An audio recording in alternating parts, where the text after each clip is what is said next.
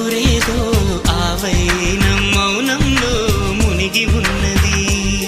చిగురాకు చాటు చిలక ఈ అలజడి ప్రేమేగా, అనుకోని దారి గనక ఈ తికమక తప్పదుగా.